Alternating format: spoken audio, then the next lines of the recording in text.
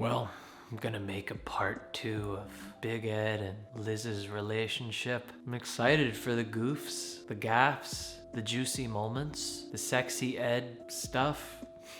If you're new to this channel, my name's Anthony Resinello, a social and relationship coach living in Los Angeles. I've been doing this for the past 15 years. What is doing this, you might ask? I have been coaching men and women on how to most efficiently deliver themselves to other people and getting into relationships in the easiest way possible. I have a free class you could take on online dating down in the link in the description. It will help you get on dates that you have the most chemistry with.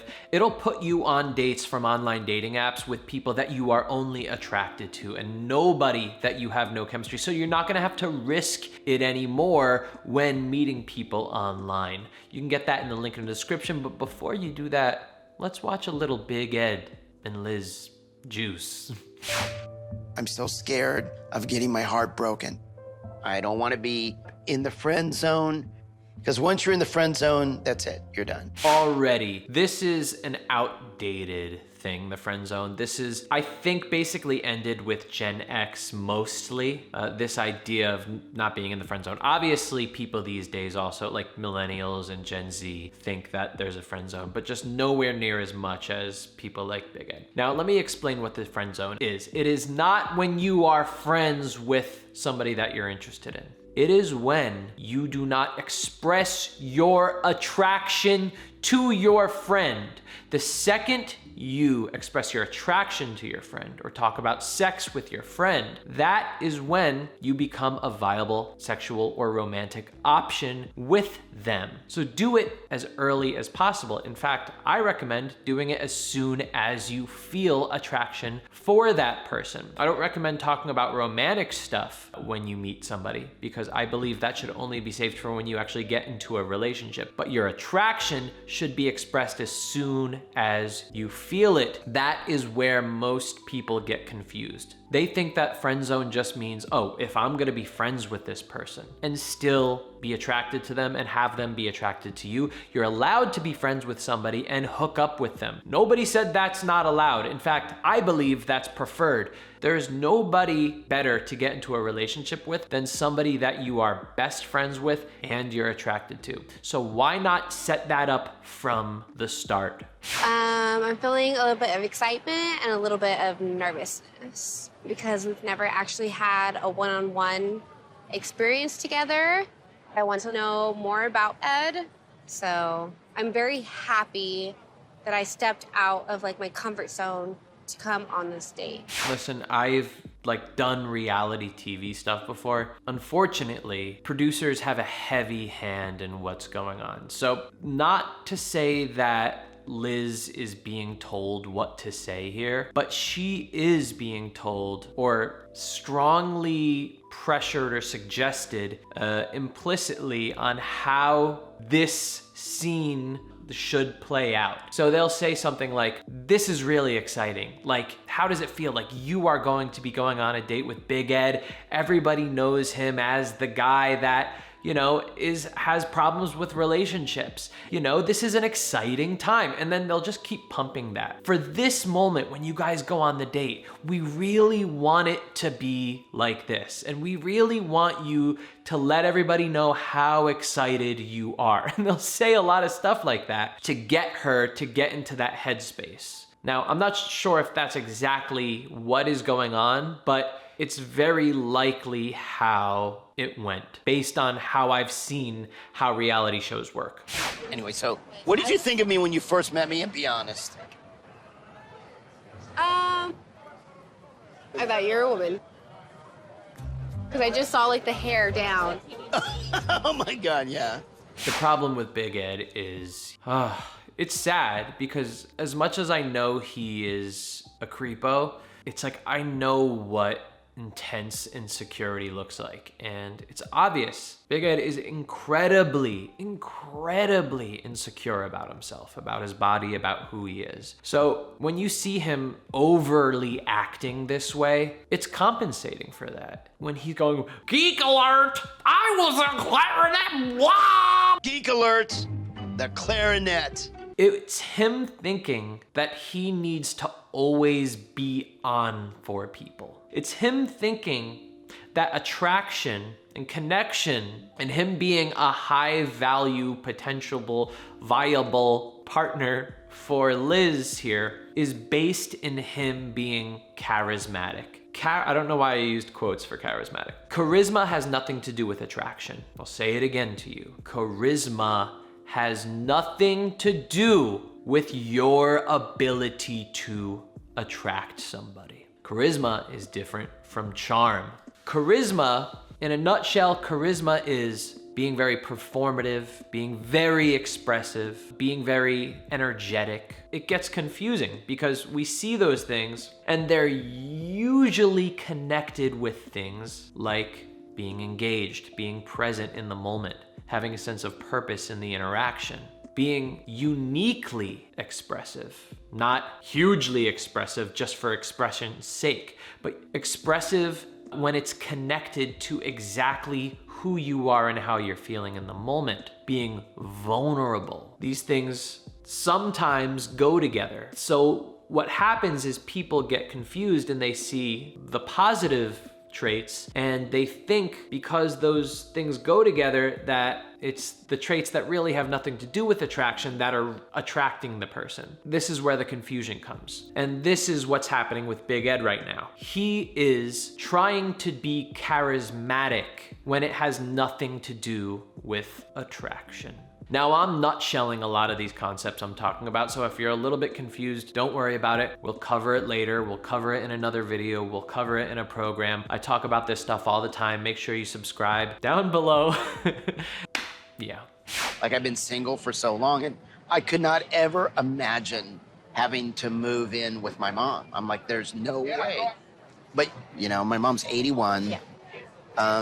I'm not going to always have her around. I know that. And my mom is my rock. She's like the nicest person you'll ever meet. So I'm just glad that I can take care of my mom. She's taking care of everybody in her family except for herself. This is the greatest thing I've ever seen from Big Ed. And it's because you could tell that he's speaking genuinely. It's something that he really cares about. At the same time, it's a vulnerability. In your 50s, moving in with your mother and having her like tie your hair back or whatever, that's something that somebody could potentially judge you for. And Big Ed, you could tell he's not putting on this like charismatic display when expressing this as a way to overcompensate for this vulnerability by going, living with my mom, what a geek.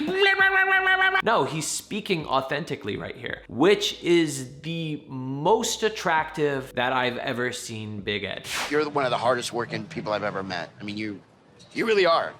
Like, you make me feel lazy.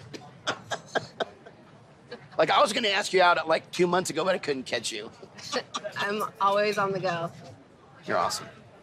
At this point right here, it does seem like Big Ed has calmed down. At the beginning of the date, he was overcompensating. He was being that charismatic person. You can see that he's relaxed and he's engaged with Liz. He's expressing authentically exactly how he feels in the moment without trying to come off as attractive, which again signals to Liz that, wow, he's not trying to impress me. What's up with Big Ed that he's not trying to impress me? I'm wondering, I'm intrigued. And so he's doing a great job here.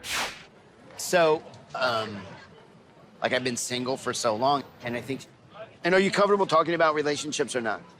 Honestly, he's doing a really good job here. He changed the subject to talking about relationships and I've been single for so long. It's a vulnerability. He did it in a way where he wasn't overcompensating, trying to be charismatic. And then he showed a lot of social intelligence, emotional intelligence, asking if she's comfortable with talking about something. What this does is it allows her to actually give a real answer. It allows her to show how she actually does feel about this topic. So if he does go into it, he knows that he could do so with her being authentic.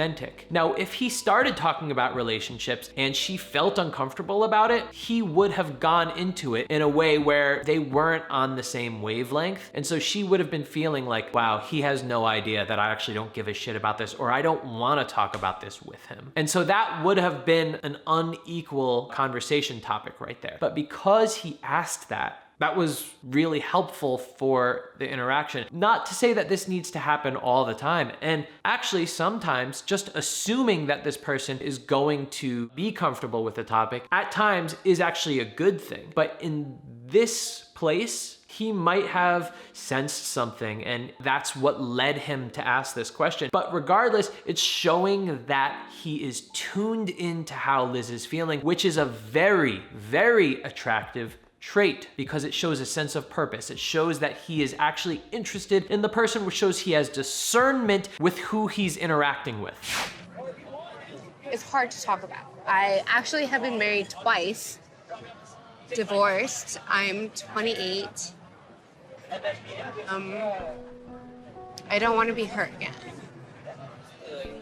So this is big. If Liz was not interested in Ed genuinely, she wouldn't be opening up this quickly on TV in front of Ed. She's crying right now. And it's because Ed calmed down. He started actually engaging with Liz. And then he showed social intelligence, being able to read her emotions. When he asked that, she actually did open up. And now if you look at Ed in his eyes right here, you could tell that he's truly interested. He is out of his mind right now. He's not thinking, he's not planning, he's not normal Big Ed. He's not the overcompensating clown. He's actually engaged here and interested. This is attractive Big Ed right here. As creepy as he is, it's the best I've ever seen him. By the way, you just described my life. Yeah. You just described me. Trust issues. I don't trust anybody. Yeah. Right there, Ed is now relating with Liz. This is how two people connect. You ask that person to be real, you show that you want to be real, and then when you two express something similar that you've experienced emotionally, you point it out. This is how connections happen. So, do I believe that this is actually real? Yes, 100%. This is not a fake interaction. I do believe at this point, Liz, for whatever reason, is actually interested in Ed. I'm like damaged. How are you damaged? Can I tell you what that is to me? I call that experience. Never use that word ever. I never want you to call yourself damaged. Great again. Never use the word damaged. I want you to call it experience. Now, the fact that they went through this conversation, that legitimized that little piece of advice that Ed gave. He made that feel real to Liz. He didn't make it seem like he was trying to come off like some cool, attractive older man. No, let me give you a piece of advice about relationships. It was actually warranted because they went through that conversation together and they related, and Ed was able to say, that's me too. Hey, listen, this episode could have gone super differently. I could have been cringing the whole time like all the last episodes, but we have found a magical moment where Ed is not a piece of shit. I've just enjoyed being, a bachelor. I can go anywhere I want and then... Do you see yourself settling down? Oh, absolutely. So when Liz asked that question, she was genuinely interested and she was genuinely questioning Ed's ability to settle down. And so Ed getting really serious about the answer was big for her. It's something that she wanted. It's showing social intelligence for Ed. Well, my Uber's here. Oh, you're lying. You just have to go somewhere. I have to work. You're lying. Your Uber's not here. I have to work. Okay. Ed has a really great ability to be funny sometimes. Sometimes his jokes don't land at all and it's just fucking horrible. But sometimes he's actually genuinely funny, and stuff like this is good to do. Now, you probably already know this, but I want to go on another date if you're open. Great job, Ed. He was showing actual authentic interest in her and saying, you probably already know this, but I want to go on another date with you if you're open. And so he said, if you're open, which wasn't trying to come off alpha, douchey, hey, I know you want to go on, we're going on another date, whatever. That's not necessary. It's not necessary in attracting somebody. But saying, if you're open, allows her to not feel pressure about something. So once again, she could openly express herself towards Ed with how she really feels, enabling Ed to manage the interaction and manage her emotions and manage where the two are going to go. He could respond much better that way when he knows exactly how she really feels, which is high social intelligence and very good social skills. Let's see how she responds. And you don't have to answer now. You can text me. Okay. So what he probably noticed in Liz is that she wasn't immediately jumping to the answer. So instead of trying to force an answer out of her, he did a great job saying, you don't gotta answer now, you could text me. And that, once again, made her feel comfortable. The reason, like we saw, was that she just got out of a relationship and she doesn't know how she feels yet. Also, she may not be physically attracted to Ed, so she doesn't even know how she feels that way yet. So to say yes is a lot for her. This ended up being a lot more of a complex relationship between the two of them than I thought it would be. I thought it was gonna be a very cut and dry, she's just doing this to go on TV. Not in a shallow way, but she's just doing it because she thought it would be a fun thing to do and Ed's her friend. It's obviously not that way. I'm impressed, I'm surprised. Let's continue. I've made it pretty clear how I feel. I can tell it's gonna take some time for her to really open up, but I hope that there's gonna be a second date. True confidence is not having to know what is going to happen. It's leaving it up in the air. It's leaving the opportunity for what will be, will be. That doesn't mean that you shouldn't be purposeful in trying to make something happen, but it also means that you should not try to force something, which is an insecurity and its neediness. It means that you are relying on this future result to happen in order for you to be happy. So once again, another mature move by Big Ed. I'm impressed. That is not to say that I don't know about what's to come. I've been hearing you guys in the comments. There's been some fucked up shit that I hear Ed has been doing with Liz in the future episodes, and I'm very interested in breaking that down and analyzing what's going on and why Big Ed is doing that. Honestly, I already know why he's doing it. He's an incredibly insecure person, and so I don't believe Big Ed is fundamentally a toxic human being, like I think some people are. I believe he is very, very insecure, and a lot of those insecurities, you know, it's very hard for them to go away, and they manifest in the ways that they do, like we've seen in the past with Big Ed, and like you guys have seen on this series, which I have not seen yet, but I will on a part 3 with Big Ed and Liz. Now I'm gonna do a transition by saying we all know that dating is hard, and I know that online dating is the hardest thing because it's not natural. There is no world where evolution was planning for us to be texting somebody and then going on a date with them. It's just the weirdest thing in the world. I spent a lot of my life trying to figure that out, and I did figure it out. Part of what I figured out is in the class, in the description. If you haven't taken the class yet, what the